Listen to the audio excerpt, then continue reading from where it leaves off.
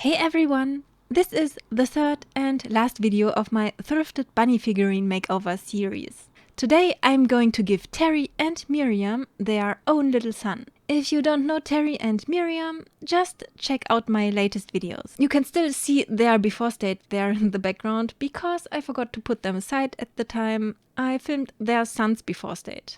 Let's just ignore them. Let's just have a look at the little one here.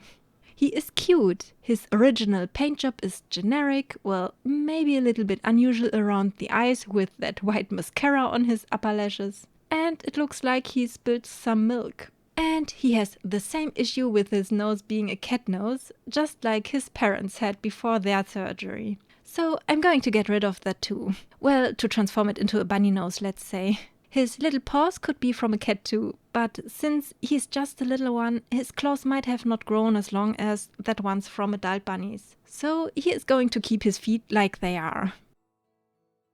Here I made a better close-up shot of his white mascara and his milk spillage all over his mouth and chest. Yeah, and I don't know what it is about coloring in bunny eyes straight upwards. I have seen several bunny figurines that are looking right up as if something threatens them or as if they have eaten some, special carrots.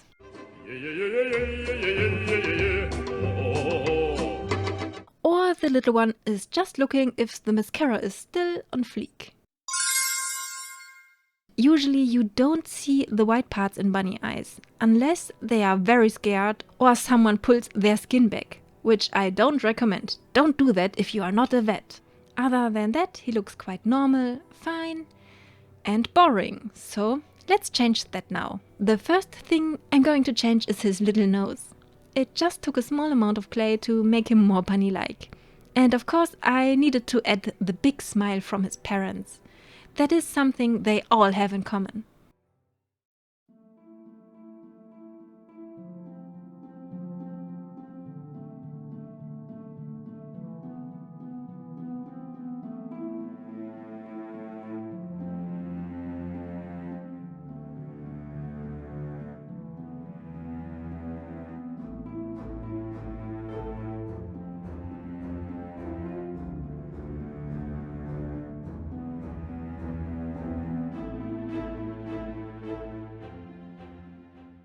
Okay, what makes most sense?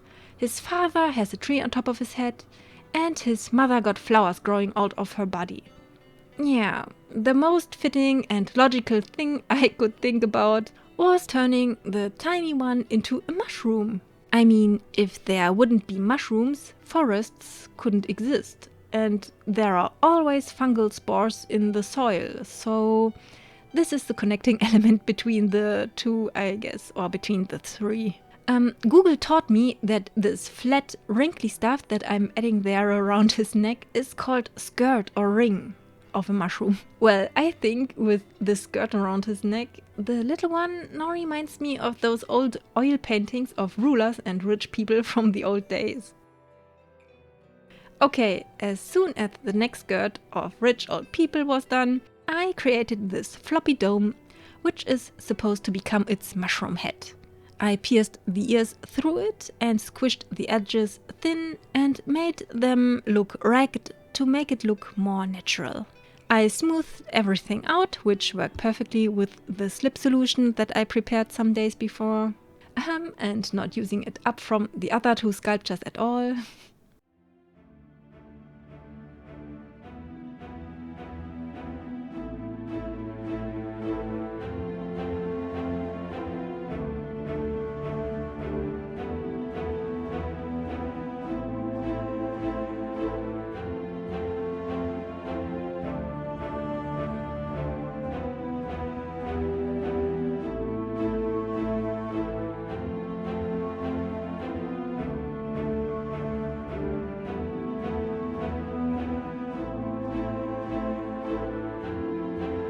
And I added a lot of itty bitty mushroom pimples.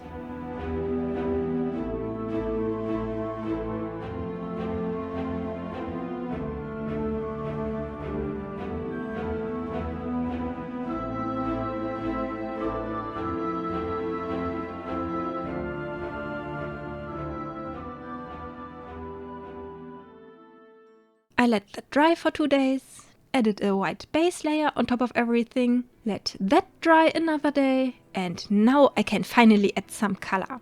The first layers of color I just sloppy blocked in. For the body I went with a light sand color, or raw sienna as it is called.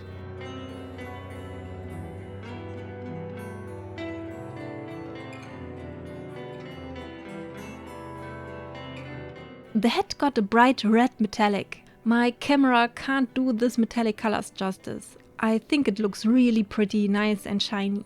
Underneath the head, where the gills of a mushroom are supposed to be, I colored it metallic copper. The eyes, mouth and the inner ears and the smile got this color as well. Don't worry, I'm going to clean this up as soon as I add the second layer and the shadows.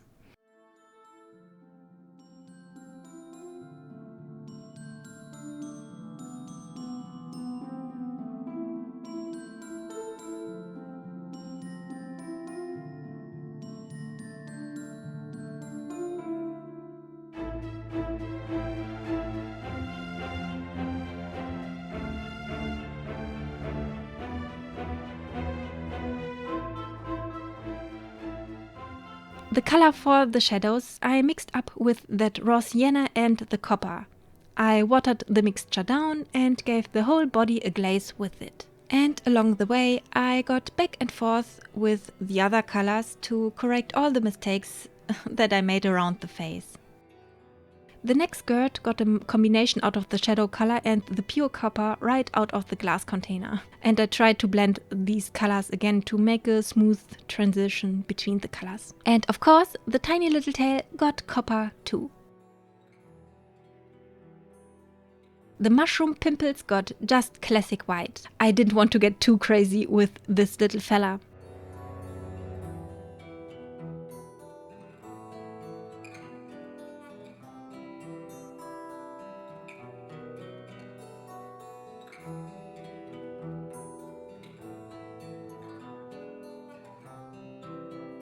I also need a name for him at last. Thinking about his milk drinking skill from the beginning, I'm going to begin his name with the first letters of milk.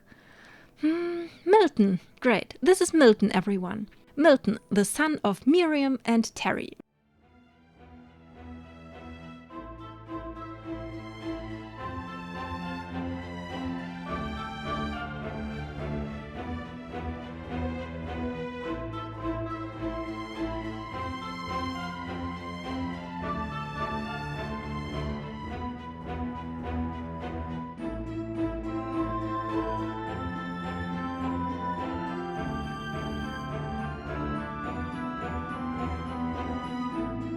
They all live on my shelf now as my tiny, grumpy, creepy Easter Bunny specials. I hope you had fun watching me creating them. Yeah, and that's it. Till the next video.